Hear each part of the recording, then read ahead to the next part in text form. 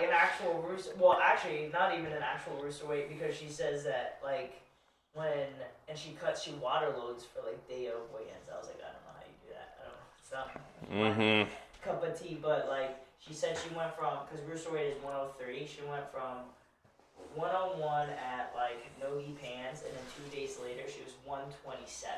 And I was like, wait, I don't even. Yeah, I was like, I can't even put on that much. Jeez, that's crazy. Yeah. Especially, like, especially for a female too. Yeah, like a small female. I was like, wait, yeah. I was like, Faye says that like all the rooster weights, the real rooster weight stuff is how she calls it. Mm-hmm. And they're like, we don't consider mom a real rooster weight. And I was like, yeah, she's like, gets up almost past feather. Yeah, I don't know. That's a lot of weight.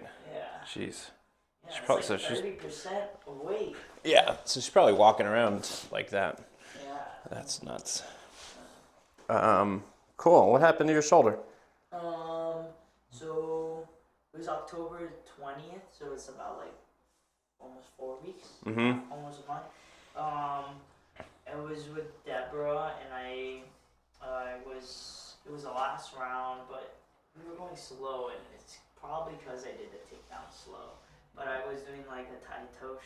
On the side I don't usually throw. It's a lefty side, yeah. Yeah, and I was like, I knew I shouldn't have thrown on the side I don't throw, but I had an underhook here, but my right arm was grabbing her wrist. Uh-huh. And then I did it slow to where like I stepped across and I even dropped my knee to the floor.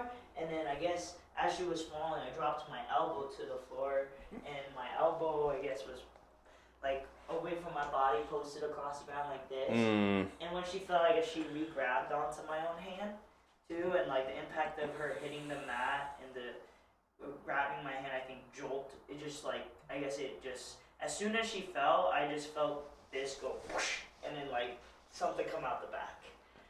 And so I guess it just like went like that, and it just shot out the back. And I immediately, like, she didn't even land on me, like she was just here, and then I was just like, and I let go and I rolled, and I tried to like move my arm to see if it would just come back in place, and it wasn't. And then I finally relaxed, and then I tried to move it again to see if it would come back, and it wouldn't. We FaceTime Myron, like he's the chiropractor at our gym, and he answered, and he was like walking us through like trying to put it back, and it wouldn't go back. And then he just left his office. He was able to come and then come to the gym. He was able to put it back after like the third try, and it was like he reduced it like by A and Bruno was holding like holding pulling up, and then he got it back on like the third. He was here, and then on this one. Like this, pull the arm and rotate it. Yeah, like Americana. Yeah. And then it just went. And then Faye and Bruno were like, oh, and then they're like, I'm gonna throw up. And then mine was like, yes. And then everyone was like, because I didn't even know that there was still other people there. Yeah. It was like right after comp training, people were already leaving, and like 30 minutes, and then he got there. Put it back. It's a rough 30 minutes. Yeah, I was like mostly like this and like trying to find a position I could feel like I could relax, but it was still like Bruno was like holding my wrist up, Faye was like supporting my arm. But every like little movement I'm like Yeah. So it felt like it dislocated. Yeah. Okay. And I couldn't tell after a while I was like, is it dislocated or is it just like really bad? But then like when Myron was like able to put it back, I was like, I guess it was out. Yeah. I was like, because that felt amazing once it came back. I was like, instant relief. Okay. And then I was able to get the MRI that same day. Nice. And I got results by like Wednesday. I have the results, but they said it was like, because I went to Emory. No, I went to American Health Imaging. And then they like put it all in this like layman's term too, and you could click on words and it would highlight it and it would tell you what it meant. That's nice. In layman's term, I was like, whoa. I was like, this is nice. But they said I basically retore, and Doc Chris was the one, because Bruno had called Doc Chris like right after it happened. He's like, okay, bring her in or something. Mm-hmm. So I saw him on like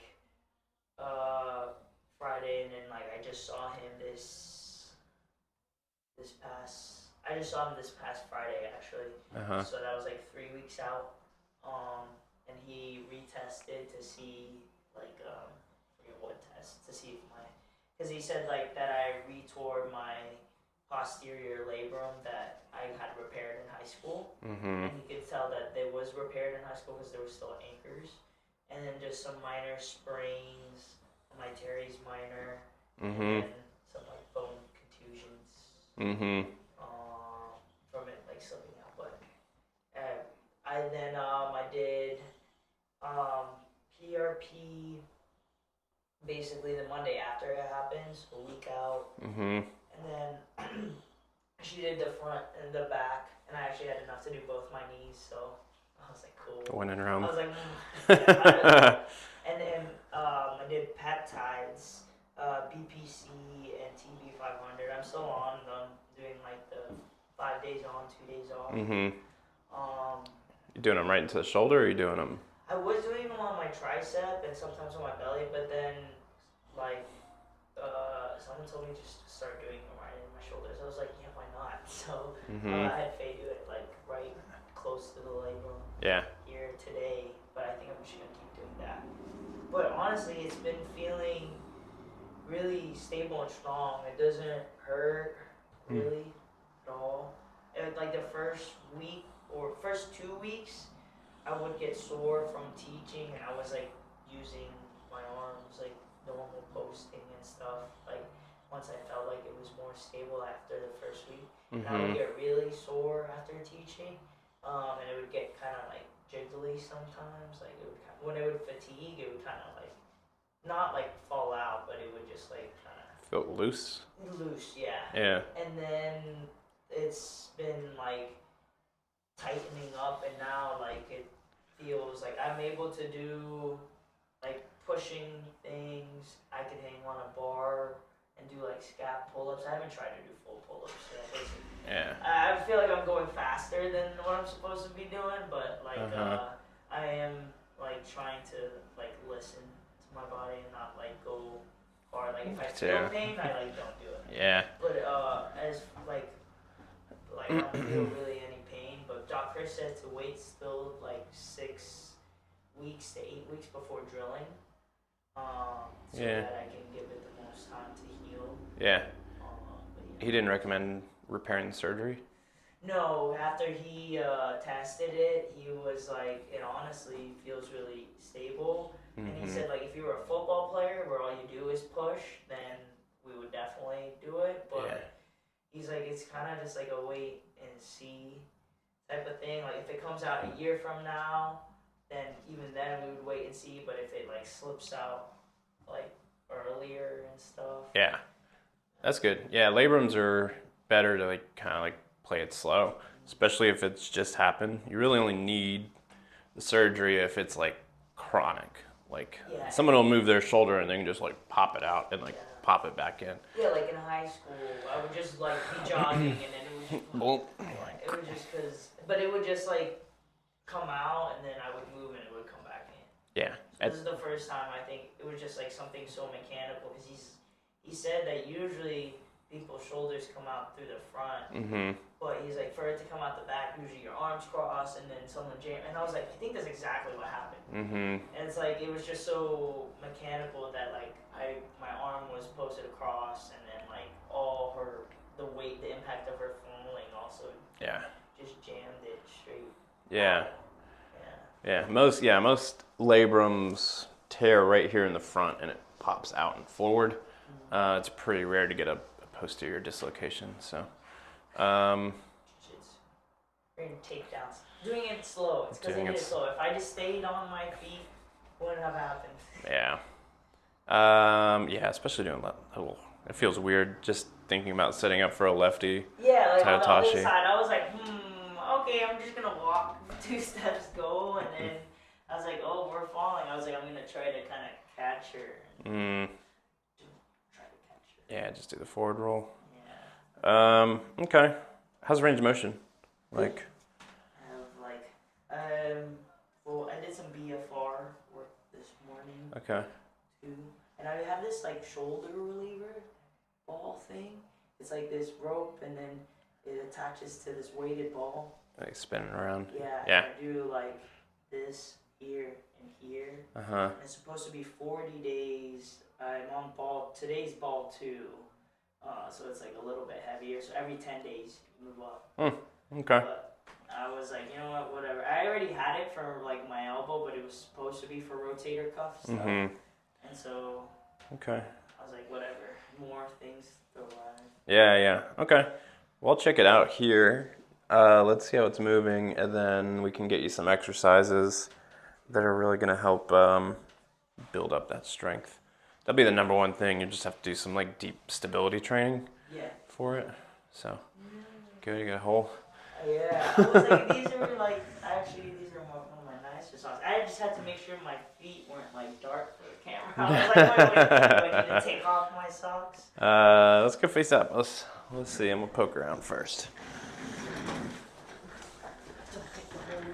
I used to call that a potato when I was a kid.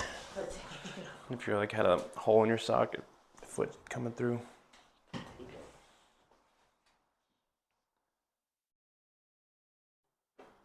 So you still sore back here from it? A little bit some days, but for the most part, not really. Mm-hmm. I dry needled the Wednesday that week that I got hurt, and then Ray, Faye's massage therapist, was here last weekend. Uh-huh. And she did some work on my shoulder, and I think ever since she did work on my shoulder, it's just pain-wise, like, I don't feel any pain. That's good. And I feel like I have, like, good range of motion. Does that pinch at all? Okay. Yeah, it's coming pretty smooth. How's it feel putting there? Good. Okay. Does it feel more stable? Yeah. Okay.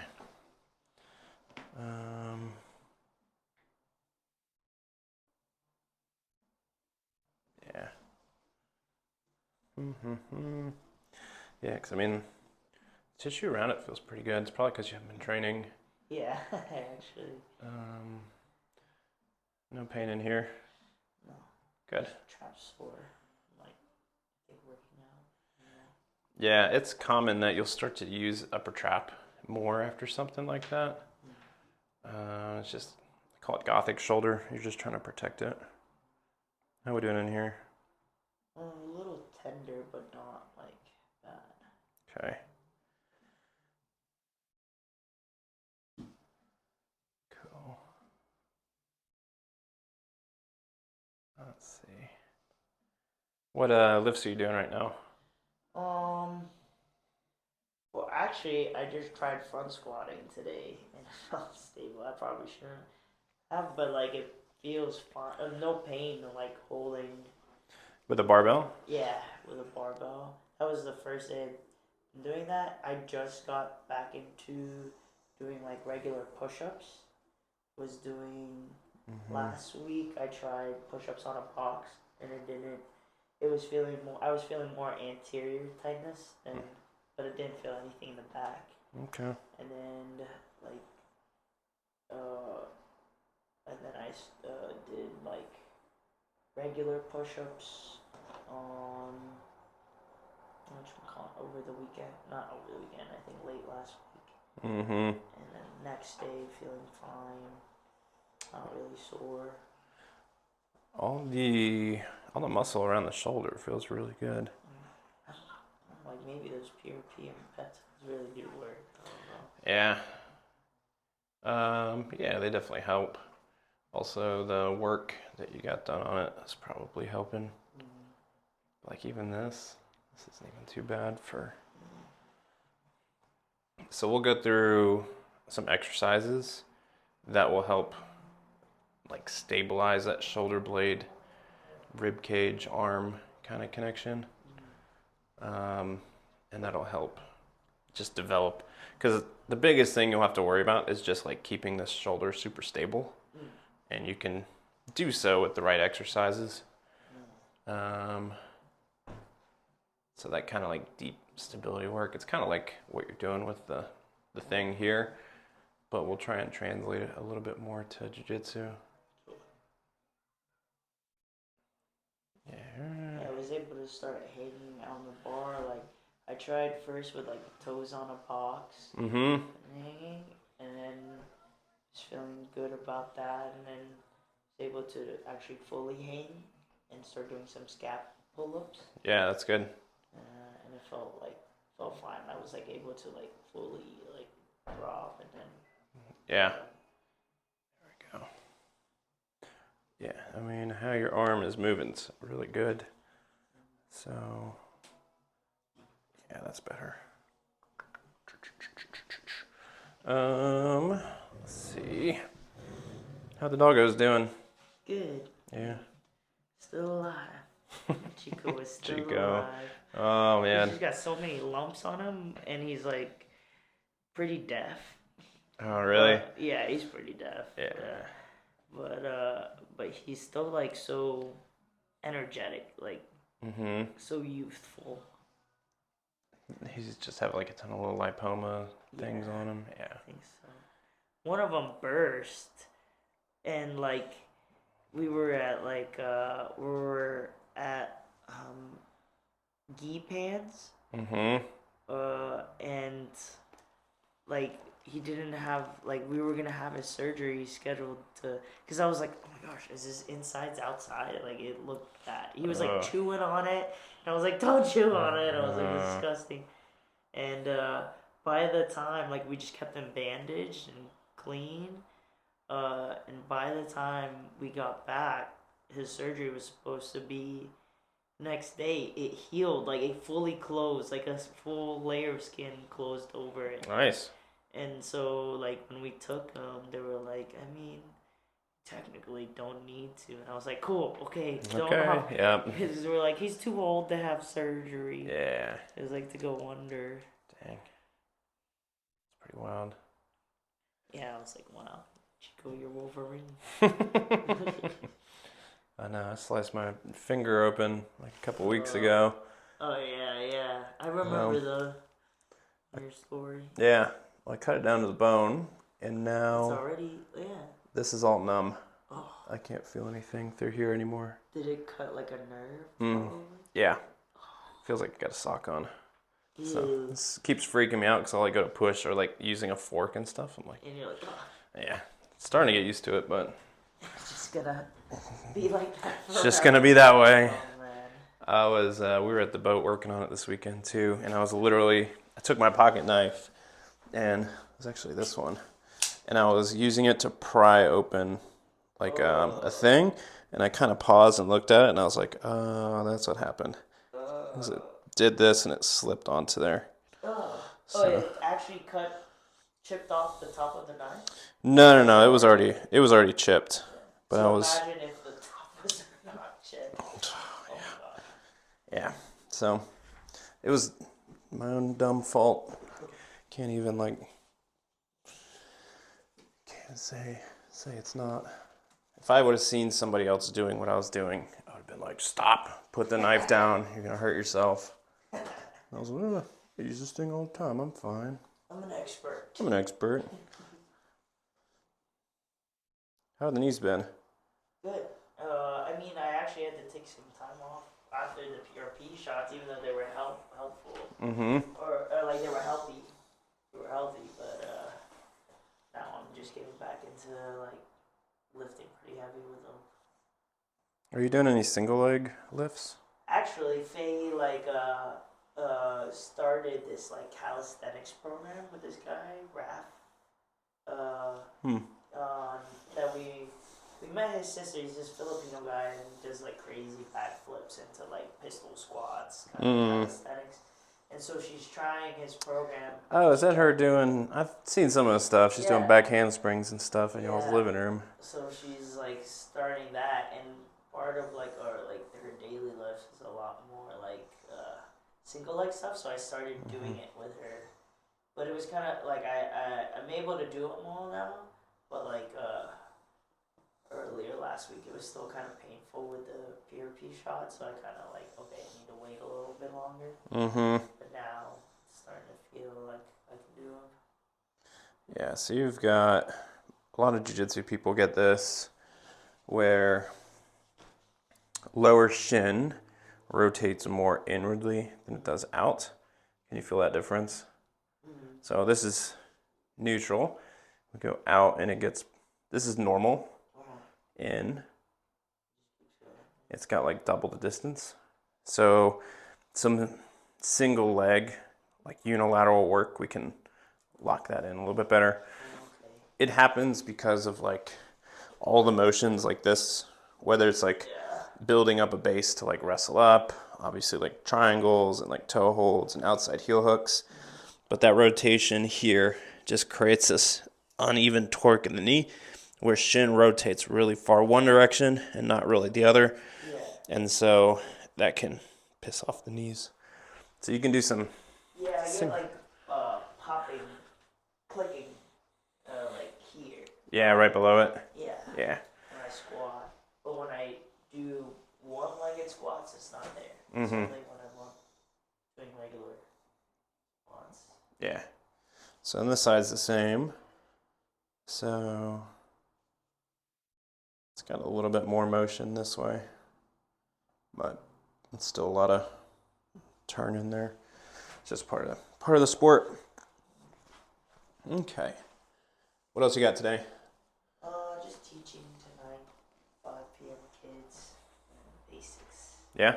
Yeah. Okay. Also Not too bad. Yeah. All right, come on up. Let's Yesterday, everybody or last week, last week people learned a lot of privates because the kids were getting ready for Atlanta Open.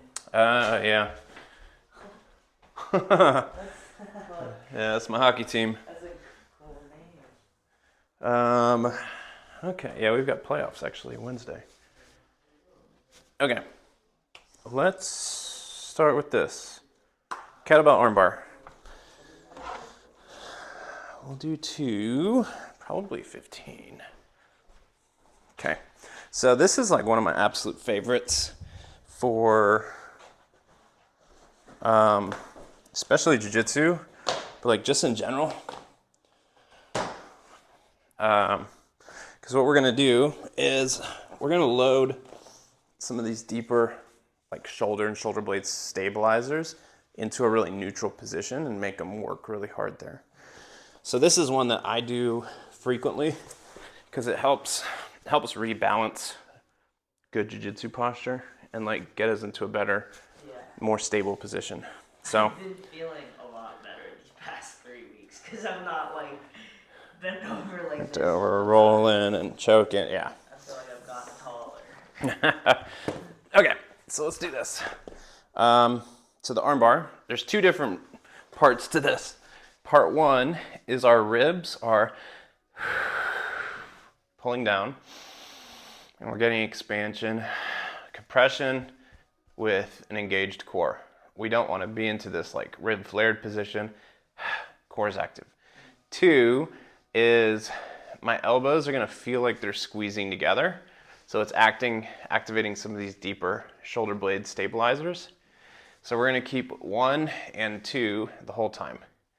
Now from here, kettlebell is going to come up. We're braced, we're locked in, and I'm going to roll up onto my side to lock this guy in. And we're just going to start holding here for about 30 seconds. Now what I'm looking for is all this twitching in the shoulder, where my shoulder blade is pulling down and onto the rib cage. Core is active with my breath.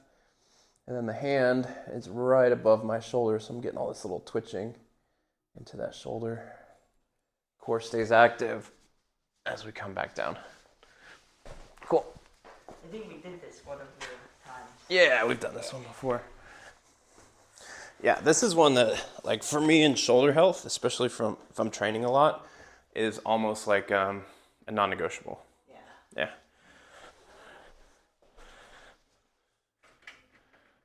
Okay. So, yep. Strong here, there. And it's going to be kind of like a teeter-totter. Like the more we engage here, the more we kind of lose this. The more we engage here, the more we lose this. We just want to balance that out. So right leg is going to come up, and we're going to roll to the side. Strong core. Good. You can drop the knee down. Good. And now, take this and screw that in like that. Good. Drop this down a little bit more. There you go.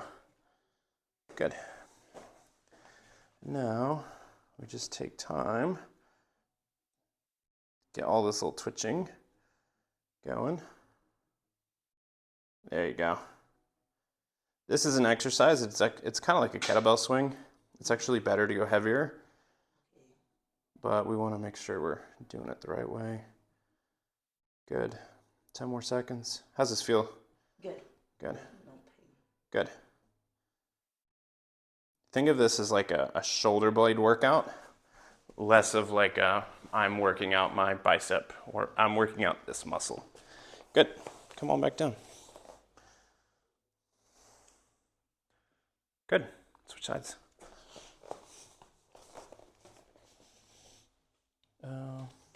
Cool.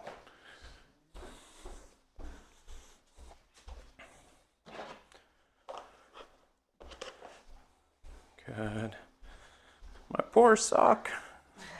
I just discovered that today. Roll onto your side a little bit more. There you go. Shrug this up to your ear. Now take it the opposite direction. There you go. Good. And it should just feel like scapula is like squeezing down into core here. Very nice. Just find that little balance point. All the muscles around the shoulder blade are twitching. Yeah, for shoulder health, this is like one, should be something you do any like upper body day. Even if it's just a warm up or if you like build it into whatever lifts you're doing, just take time because it's such a good one to like bring everything back to neutral. Good. Keep your core tight and let's come on back down. Awesome. Do you want to try the 20? Yeah. Cool. All right.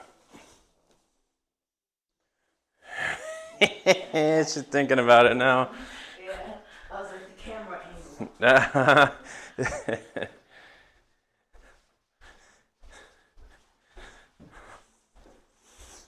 Oh, good.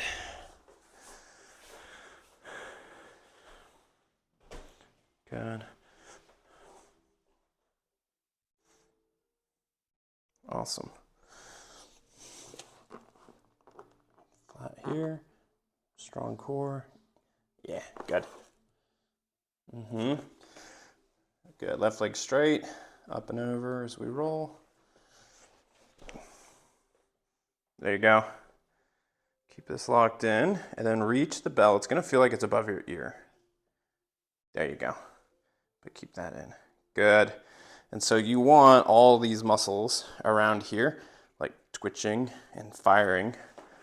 And what they're learning to do is they're learning to stabilize in this really neutral position. Screw that arm in just a little bit. Yeah, there it is. Good. Breathe and brace through our core. Keep finding that little twitching, moving around. Perfect. How's that feeling? Good. Good. Hold for another maybe 5 seconds, then we'll come back down and switch sides. Yeah, that weight looks good. Good. And come on back down. Cool. So, I'll show you here. It's kind of easier to see with a heavier weight. But like whenever you're doing this, we're really looking for this like, it should almost feel like I'm balancing this kettlebell. Where I'm not like, yeah. And even if like my eyes were closed, what's happening is my shoulder's developing a lot of like proprioception. So it knows and it stays super strong to balance here. It's not something where I'm just like locked in and holding. I want my shoulder connected to the rib cage, but I want the bell above my shoulder. Yeah, I see a lot of twitch. Yeah, and so all those muscles around the shoulder girdle are just developing all of this stability. So that way if you post on a hand weird, or It's not just gonna. yeah, it's not just gonna like explode out, because the muscles are used to firing and figuring out that position. So like if I fell and I posted here, it's really quick to be able to like lock into this. Rather than just like fail on you or like Yeah, collapse. yeah, exactly. So this type of training is really good for that, because it's working, it's using proprioception. So it's teaching the muscle to think for itself, essentially.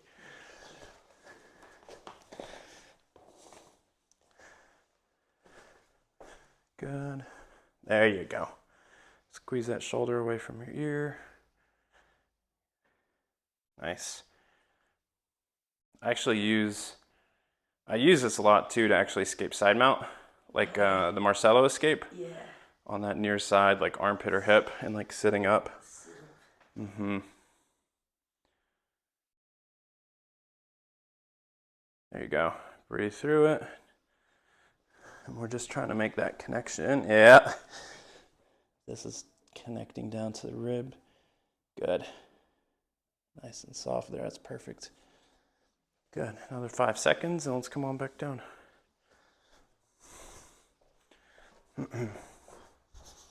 Cool. Come on back.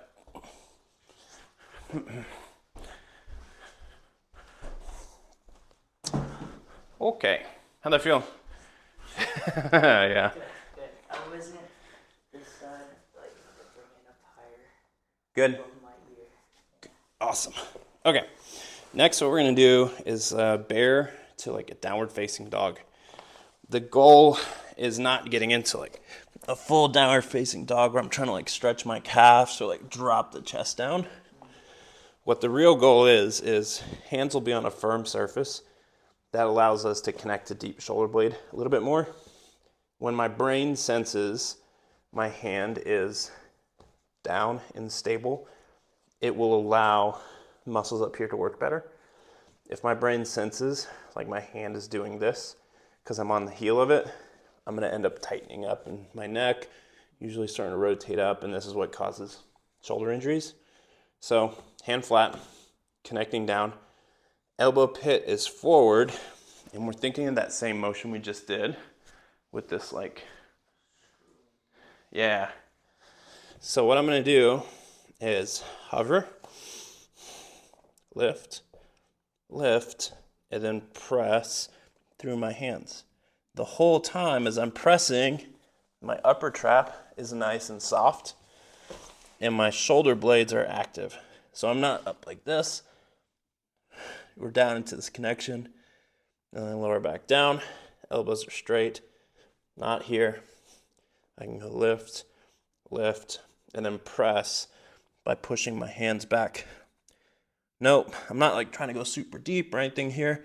I'm just trying to feel this connection of deep muscles around the shoulder blade, serratus anterior specifically, but you'll feel activation through like the shoulder blade as we lock in and then start to push up. I shut these. Turns into a sauna in this room. Yeah. All these windows.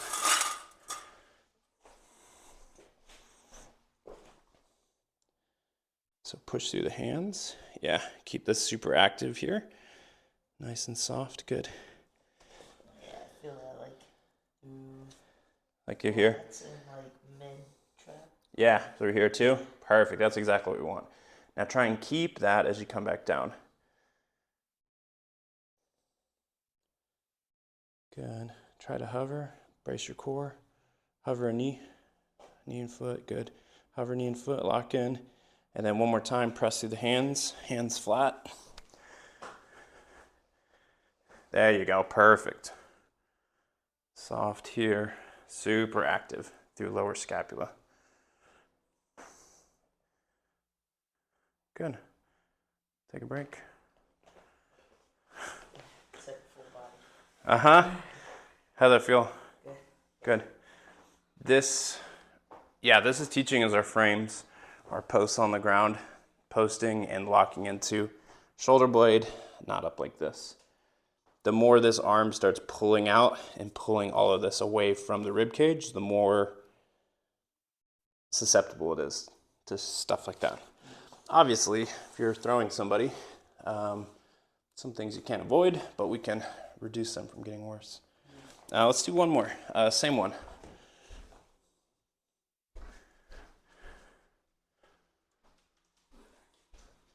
Oh, good. Good. Core braced. Lock those shoulders down, hands flat. Try and hover a foot. Good. And then push the hands down to lift the hips up. There you go. That's it right there. Hold. Nothing in the upper trap or neck. Good. Breathing into the core. And then use the hands to come back down. Keep these soft. Keep them, keep them. Yeah, there you go. That's it. Strong here. Let's do one more. Lift, hover. Good. Lift, hover. Good. Push through the hands. Keep them strong. There it is.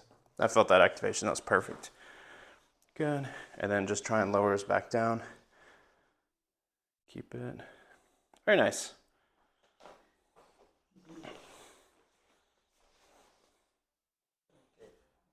Yeah, exactly. Yeah.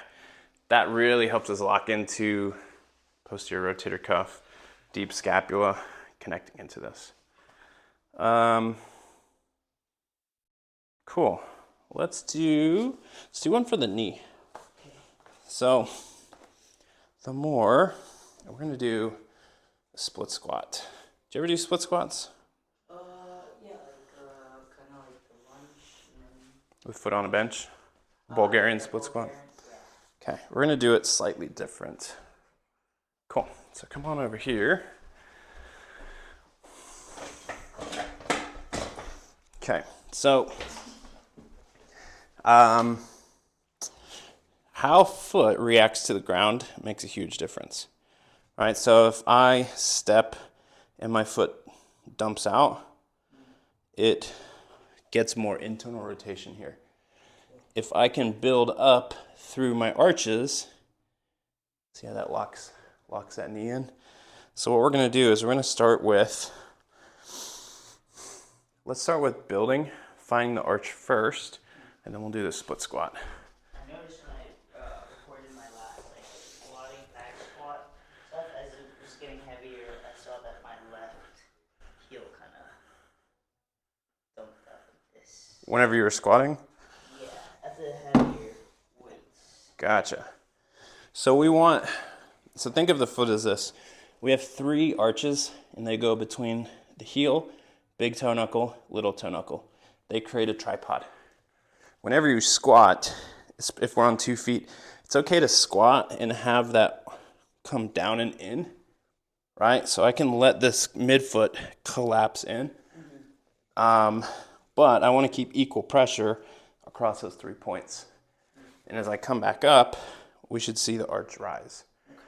So with more knee bend, we get flatter arch.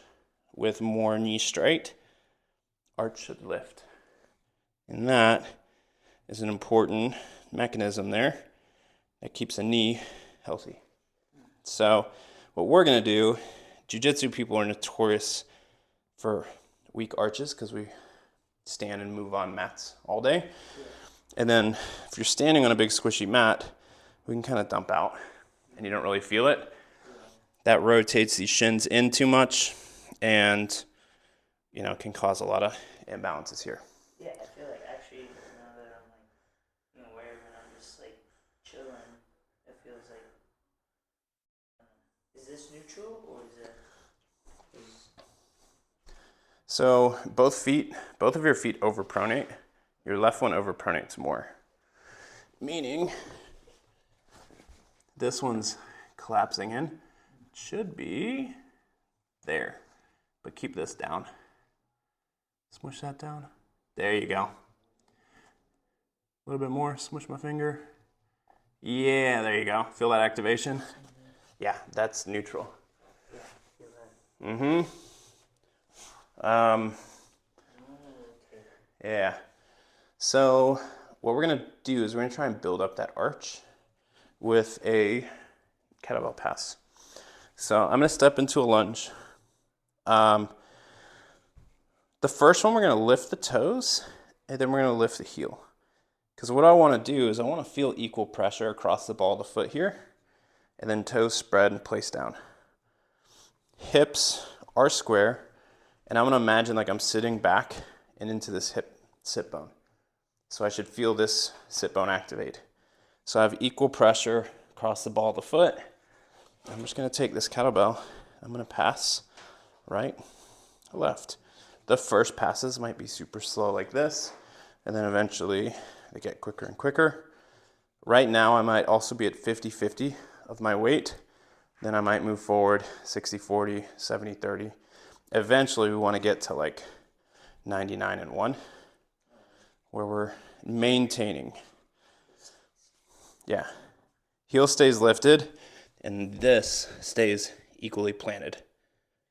This one's a lot harder than it looks. So let's set position and I'll hand you kettlebell. Either one, we'll do both. Okay.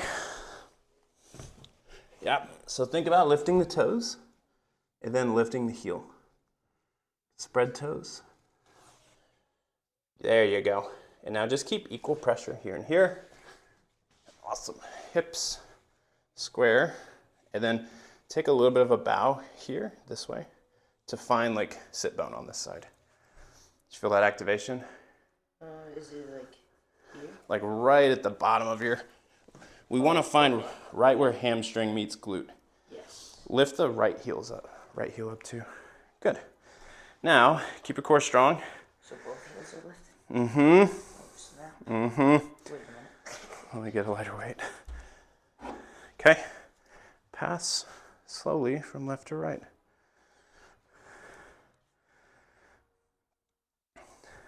Yeah, it's okay. So see how this guy keeps coming up? Mm-hmm. Tells us we're only using this side of the foot and we're not getting this guy down, which is common with a knee that rotates like this. So this stiffness in the foot will create stiffness in the knee. Square hips, get that little hinge. So we're trying to connect foot control to like low glute hamstring. It's all right, this one's tough. Looks a lot easier. Good, switch sides. It's funny, whenever I do foot drills with people too, whenever they're really thinking about their foot, Yeah. their hands start doing like Yeah, I think this. I was definitely doing that. I was like, gang sign. Uh-huh. Yeah, there you go, good. And then hips are square, straight forward.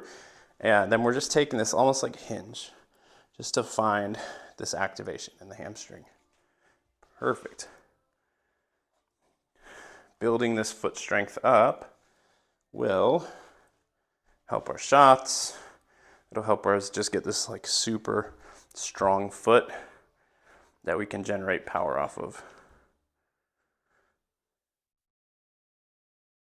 There you go. Good, find your core. That's the hardest one, is passing from outside to in. Good. Strong there. There you go, good, good, good. Uh-huh. 5, 4, 3, 2, good. Press. Switch legs. We'll do one more. Whenever you practice this too, you don't always have to like lift toes, then lift and place down. Eventually you want to just be able to push through the ball of the foot and keep the toes spread.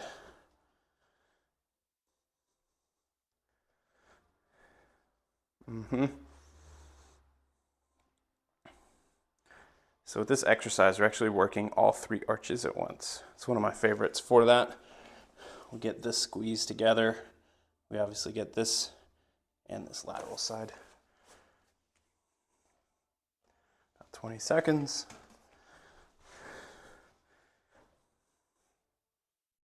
Mm-hmm.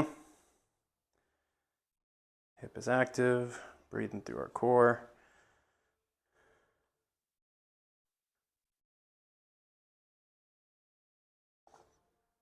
Get that big toe down. Good. 4, 3, 2. Good. Switch. The right side? Yeah. The left side, you're really not using that big toe. Like all of your weight is through here. So it'll be really good because it's going to force this to activate. And again, that saves your knees long term because it doesn't allow your knee to rotate as much. It's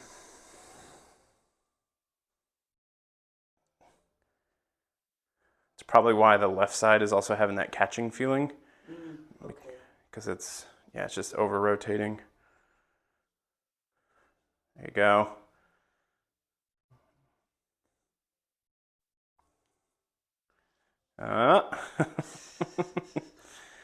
There you go. Good.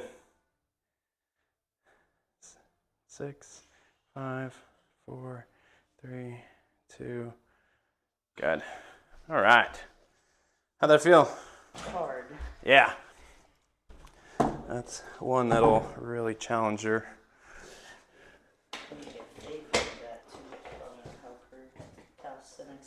Yeah. It's really good just because, like I said, we build up all 3 arches at once, and then we also get this lateral stability, and then we create this stiffness, so then we can work on moving, right? If we can really get a nice strong foot, that can develop power, our shots and movements better. Okay, last one, split squat. We're gonna do a version you may or may not like. So, good way to find our distance, sitting down, legs straight, and we kind of come up like this, right? Tells us how far our foot should be. First version is hover heel. Same exact way we just did it. Finding core, finding hip, and I'm gonna sit into this, and I'm just gonna sit as low as I can and try and hold for 10 or 15 seconds. Yeah, heels up, and then trying to press back through. Nice and slow down, press back through. Yeah. So just as low as you can. Yep.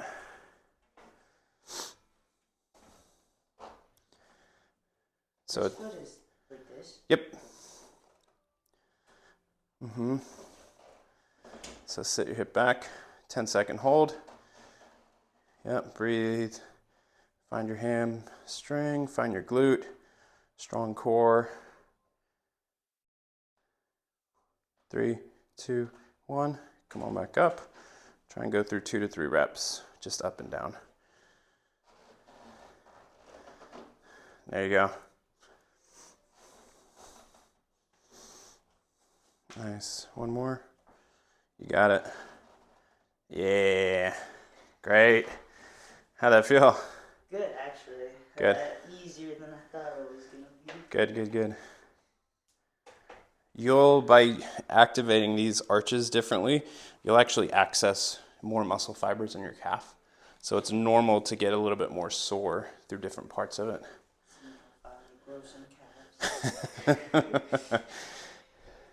I heard guys like Gordon Ryan and like Nicky Rod and all them, they won't do a ton of leg exercises to keep their legs thin so they can body triangle people and stuff. I've heard that too, even because a lot of guys at our gym, it's just they have no legs whatsoever. And all the girls we make fun of them, but then also their leg entanglements, and it's they get out.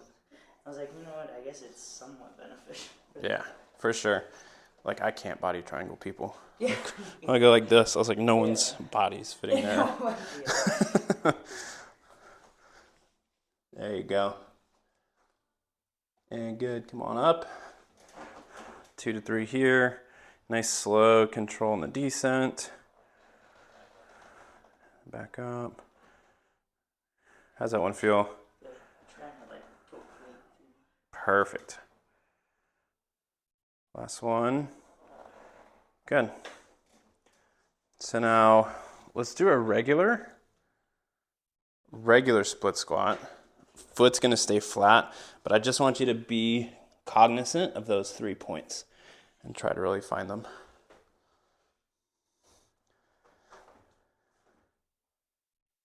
Yeah, there you go. Really good foot activation. My hands, when I was trying to activate, it was like, my hands.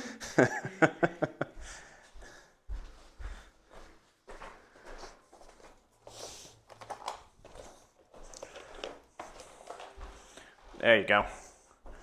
Cool. Nice. Does that feel different? Yeah, I could tell that like my big toe, like the inside wants to like lift up on the way up. Mm-hmm. Yeah, good. Switch sides.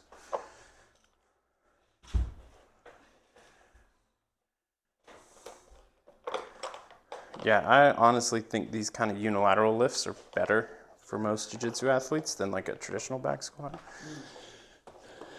Yeah, go ahead. Set the hip back. Think about pressing up through this point. Yeah, there you go. Pushing that foot straight through the floor. Good. Because with this, we can load it, right? We can add some kettlebells or dumbbells or one kettlebell or one dumbbell to your hand. So we get a lot of stability. Just really good for the knee. There you go. Yeah, this one I'm having an easier time keeping that down. Last one. Nice. How'd that feel? Good. How's it feel in the knee? Good. I don't feel like clicking with a lot of the single leg stuff. And as I like warm up, it's not like it kind of goes away. Mm-hmm. Good. Yeah, focusing on getting that big toe down will be. I think that's a lot of, yeah, definitely. And then yeah, I started having an easier time with single leg stuff because I started doing, he had like pistol squats on his, Mm-hmm. and so I try to focus on actually doing the pistol squat without onto anything. Mm-hmm. And I felt like after a week, it started getting easier. Yeah, that's good. Cool. I want to get to the point where I can just like bounce up and down like Jeff. Oh, man, I haven't seen that guy in so long. Still swollen. Yeah, still swole. Yeah. He's a purple belt now, right? Yeah. Nice. See how long he's gonna have his purple belt for now. With, what do you mean? Well, like how long has he had his blue belt, right? Yeah, he was like We'll see. 10-year But blue belt. He's been like consistent though. Like he'll train like at noon classes in the mornings whenever he's off, and he's made some buddies with the new people. Nice. Likes it. How's Mo doing? Good. She's actually been training more at the new classes too. Works out with her schedule, and I think she's starting to like jiu-jitsu more. Yeah. Now, yeah, like she was getting kind of frustrated in the Tuesday, Thursday, 9 a.m. But we also have like a lot of competitors, and that I think she was getting in her head too with like going with these juveniles that are beating her up. And I was like, no, they train like a billion times a day. Yeah. It's just different. Like can't get like a competitive blue belt is like different than just a regular hobby. Even like at black belt. It's crazy. Belts are so relative. Yeah. Like, Yeah. It's all about like what skills do you have. And you see these kids who are. Yeah. Like Verona, like the girl that's like that she'll get like a hard time with. Even though like she's small, I mean this weekend she did ADCC youth trials, she won it, and then on Sunday came back just to do Atlanta Open, and then did her weight class in Absolute and won it. I was like, aren't you like sore at all? Like, and then this morning she was at competition training, and I was like, you're just something else, bro. Yeah, that's like, crazy. To not be sore. Yeah. In the the age